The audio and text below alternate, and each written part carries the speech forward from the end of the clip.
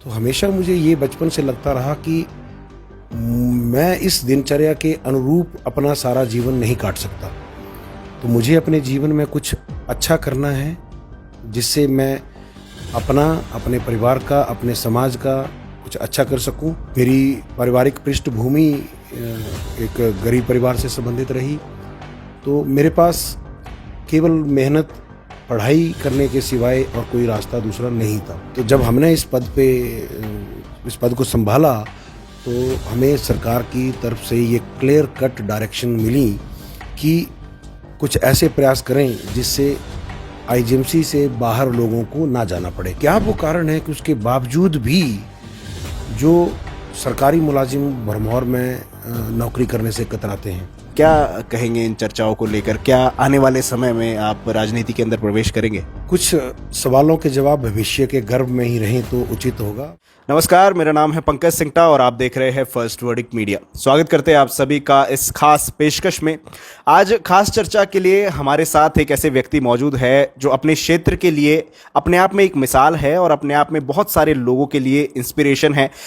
ज़रूर आपको बताएंगे कि किस क्षेत्र से ये आते हैं, लेकिन उससे पहले एक ब्रीफ सा इंट्रोडक्शन ज़रूर आपके सामने रखेंगे। हमारे साथ खास पेशकश के लिए डॉक्टर जनकराज जी आज मौजूद है, जो कि हिमाचल प्रदेश के सबसे बड़े मेडिकल संस्थान के एमएस है और चंबा ज़िला के भरमौर क्षेत्र से ये आते हैं, गद्दी समुदाय से ये आते हैं और एक ऐसे क्षेत्र से आते हैं जो अभी तक भी आज़ादी के इतने लंबे समय के बाद भी पूरी तरह से विकसित नहीं हो पाया है और उसके बावजूद भी आज इतनी बड़ी पोस्ट पर ये बैठे हैं, जो अपने आप में ही एक बहुत बड़ी बात है। डॉक्टर साहब, सबसे पहले तो स्वागत करते हैं आपका फर्स्ट वर्डिक्ट मीडिया। धन्यवाद भाई साहब, धन्यवाद जी। डॉक्टर साहब, सबसे पहले तो जानना चाहेंगे कि आप एक ऐसे क्षेत्र से आते हैं जहां पर लोगों के अंदर इंस्पिरेशन नहीं है, जहां पर लोग विज़न इतना बड़ा लेकर नहीं चलते और उसके बावजूद भी आज अगर बात की जाए तो आप हिमाचल प्रदेश के सबसे बड़े मेडिकल संस्थान के अंदर एमएस है और अपने आप में बहुत बड़ी पोस्ट ये है। तो किस तरह से इंस्पिरेशन आपको मिला? क्या एजुकेशन को लेकर किस तरह से आप आगे बढ़े और आज इतने बड़े पद पर आप पहुंचे हैं? और ख़ास तौर पर मैं एमएस की भी बात नहीं करूंगा, न्यूरो सर्जन आप है, जो कि पूरे देश में बहुत कम लोगों के पास ये जो है वो कला है, हम कला है इसे कहेंगे। तो किस तरह से इंस्पिरेशन आपको मिला कि आप इस क्षेत्र से निकल कर यहाँ तक पहुँचे हैं? देखिए, मैं इस बात में अपना सौभाग्य समझता हूँ कि मैं उस क्षेत्र को बिलोंग करता हूँ, उस क्षेत्र में मैंने जन्म लिया और उस क्षेत्र का रहने वाला हूँ। इस वजह से मुझे उस पद पर, इस क्वालिफ़िकेशन पर पहुँचने में जो मदद मिली, इसके लिए मैं ईश्वर का धन्यवाद करता हूँ कि उन्होंने मुझे वो मौका दिया, जिस वजह से आज मैं अपने समाज के लिए, मानवता के लिए कुछ अच्छा कार्य करने की क्षमता रखता हूँ और इच्छा रखता हूँ। देखिए, मैं 15 अगस्त 1979 को मेरा जन्म हुआ और जब शुरुआती बचपन के दिनों को जब मैं देखता हूँ, तब मुझे ये लगता था कि जो दिनचर्या हमारे परिवारों की, हमारे इर्द गिर्द के लोगों की जिस वक्त मैंने देखी, तो हमेशा मुझे ये बचपन से लगता रहा कि मैं इस दिनचर्या के अनुरूप अपना सारा जीवन नहीं काट सकता। तो मुझे अपने जीवन में कुछ अच्छा करना है, जिससे मैं अपना, अपने परिवार का, अपने समाज का कुछ अच्छा कर सकूं। बचपन से मेरे अंदर इस बात को लेकर सवाल मेरे मन में उठते रहे।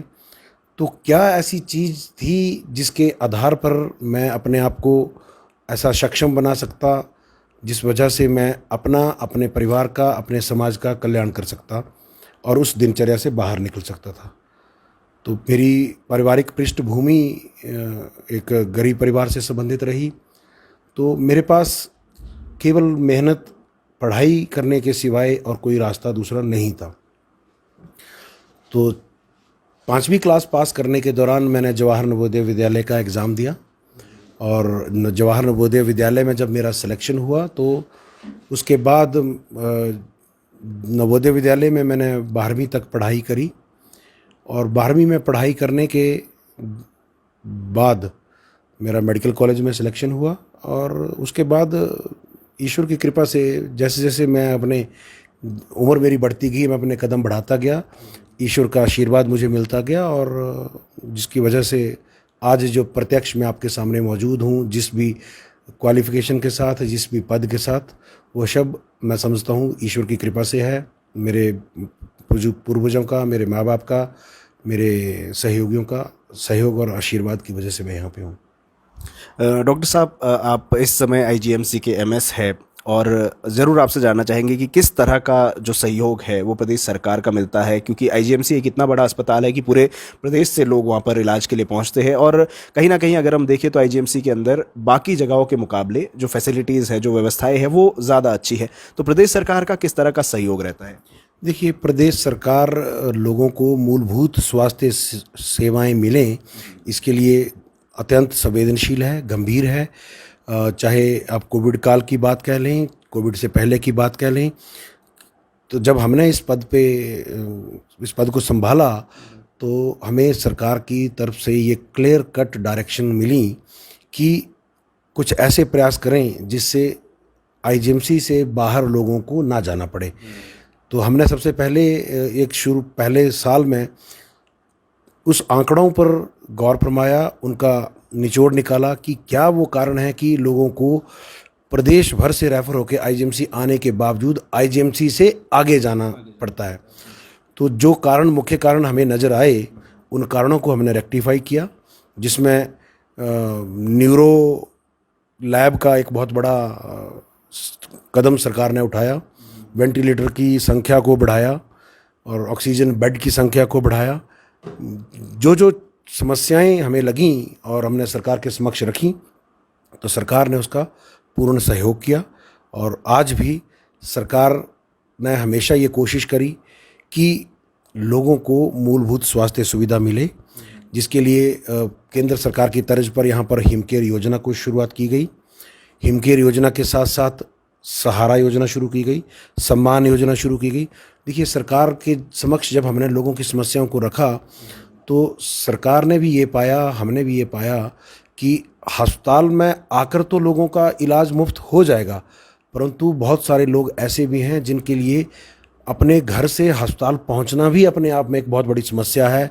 उसके लिए यातायात की सुविधा, किराया, इस तरह के कई अभावों के चलते लोग अस्पताल ही नहीं पहुंच पाते थे। तो माननीय मुख्यमंत्री हिमाचल प्रदेश ने इस बात पर संवेदनशीलता जाहिर करते हुए सहारा योजना का जो इनिशिएटिव लिया, जिसके तहत प्रत्येक वो व्यक्ति जिनको नियमित अंतराल पर अस्पताल आने की आवश्यकता पड़ती है, चाहे वो पैरालिसिस के लोग हैं, किडनी फेलियर के लोग हैं, कैंसर के लोग हैं, उनके प्रत्येक व्यक्ति के खाते में प्रति माह 3,000 रुपया उनको आर्थिक सहायता दी जा रही है, जो अपने आप में हम समझते हैं मानवता का एक बहुत बड़ा उदाहरण है, जो इस प्रदेश सरकार ने लोगों के प्रति अपना जाहिर किया है। जी चलिए डॉक्टर साहब, आप डॉक्टर तो है ही, लेकिन उसके बावजूद हम ज़रूर आपके क्षेत्र में जाना चाहेंगे, क्योंकि भरमौर एक सबसे पहली बात तो जनजातीय क्षेत्र आता है और कहीं ना कहीं उतना ज़्यादा विकसित अभी नहीं हो पाया है जितने अन्य क्षेत्रों की अगर प्रदेश के अंदर अगर हम बात करें। और आप भी लोगों के साथ इन्वॉल्व रहते हैं काफ़ी हद तक, बावजूद इसके कि आप सरकारी नौकरी में, उसके बावजूद भी आप लोगों की काफ़ी मदद आपने की है अपने स्तर पर। तो ज़रूर यहाँ पर जानना चाहेंगे कि भरमौर क्षेत्र के अंदर इस समय में आपको क्या समस्याएं मुख्य तौर पर दिखती है? देखिए भाई साहब, सबसे पहले तो मैं ये कहना चाहूँगा कि सबसे पहले तो मैं इस देश का नागरिक हूँ, भरमौर जनजातीय क्षेत्र का रहने वाला हूँ, उसके बाद मैं सरकारी मुलाजिम हूँ। तो मेरे क्षेत्र की समस्याओं को संवैधानिक तौर पर सब लोगों के समक्ष रखना ये मेरा संवैधानिक अधिकार है। और जो समस्याएं हैं उनको मैं जब देखता हूँ तो छोटी छोटी चीज़ों के लिए लोगों को, चाहे चिकित्सा की बात कर लें, छोटी छोटी चीज़ों के लिए लोगों को भरमौर से बाहर निकलना पड़ता है। अगर जनजातीय क्षेत्रों की तुलना करें, जो हमारे हिमाचल के जनजातीय क्षेत्र हैं, जिसमें भरमौर, पांगी, किन्नौर, लाहौल स्पीति जो क्षेत्र की दृष्टि से जनजातीय उसमें रखे गए हैं, उसमें से देखा जाए तो सबसे बेहतर जो जनजातीय क्षेत्र है वो भरमौर है, जो जिला मुख्यालय से 2 घंटे की दूरी पर स्थित है। 12 महीने वहाँ पर बिजली, पानी, सड़क की सुविधा से वो जुड़ा हुआ है। और कभी कभार बारिश या कुछ रोड ख़राब होना वो लाजमी है, सब जगह उस तरह की चीज़ें होती हैं।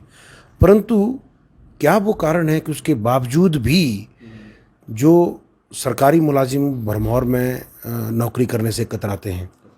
आज भी हमारे वहाँ पर लोग जो जाने से घबराते हैं, क्यों, क्या वो कारण है। उस माहौल को जब देखा जाए, स्टडी किया जाए, तो उसमें बहुत सारे कारणों पे चिंता करने की हमें आवश्यकता है, जो मैं समझता हूँ मेरे अधिकार क्षेत्र में अभी नहीं आते हैं। परंतु अगर मूलभूत समस्याओं की बात करें तो सबसे प्रमुखता से मुझे जो नज़र आती हैं वो स्वास्थ्य को लेकर हैं, शिक्षा को लेकर हैं, यातायात को लेकर हैं। तो जो रातों रात जिनको बदल पाना मुश्किल है, वो किसी भी सरकार के लिए, किसी भी व्यक्ति के लिए वो आसान कार्य नहीं है, जिसके लिए सब लोगों को उन समस्याओं को आत्मसात करना होगा और उसके साथ साथ सब लोगों को एक दिशा में कदम बढ़ाना होगा कि हम अपने आने वाली जनरेशन के लिए, आने वाली पीढ़ी के लिए, अपने बच्चों को हम बेहतर कल दे पाएँ, एक अच्छा भरमार का वो माहौल दे पाएँ, जिसकी वजह से लोगों को चाहे शिक्षा है, चाहे रोजगार है, चाहे अन्य कार्य है, उनके लिए भरमौर से पलायन ना करना पड़े।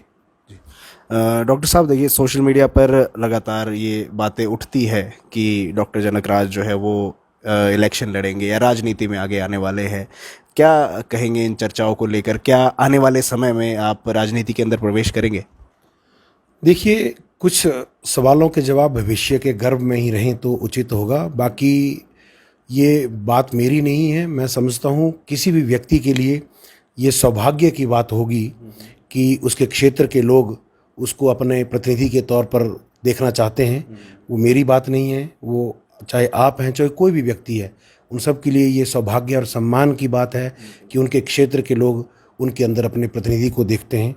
तो अगर लोगों की इच्छा है और प्रभु का आशीर्वाद रहा तो मैं समझता हूँ कि मैं तो क्या, कोई भी व्यक्ति इस दायित्व के लिए सहर्ष इस दायित्व को स्वीकार करना चाहेगा। चलिए डॉक्टर साहब, अंत में ज़रूर हम चाहेंगे आपसे कि हमारे दर्शकों को आप अपनी ओर से क्या संदेश यहाँ पर देना चाहेंगे?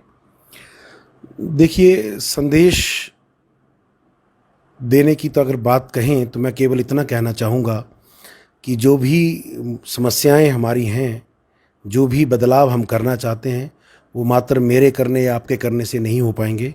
हम सब लोगों को मिलकर साथ चलना होगा। बहुत सारे लोग कहते हैं कि आप आगे बढ़ो, हम आपके साथ हैं, आपके पीछे चलेंगे। तो हम ये हमेशा कहते हैं लोगों को कि आपको पीछे चलने की आवश्यकता नहीं है, हम सबको साथ चलने की आवश्यकता है। हम सब साथ मिलकर चलेंगे तो हम आने वाले समय में, जैसा मैंने पहले भी कहा, कि हम अपने आने वाली पीढ़ी के लिए, अपने बच्चों के लिए बेहतर कल दे पाएंगे। यही मैं भोलेनाथ से कामना करता हूँ। और हमारे यहाँ पर जो मणिमेश यात्रा है वो विकसित हो, वो अपने आप में ही हमारे क्षेत्र के लोगों के लिए स्वरोजगार और उन्नति का मार्ग प्रशस्त होगा, ऐसी मैं महादेव से कामना करता हूँ। बहुत बहुत धन्यवाद डॉक्टर साहब। धन्यवाद।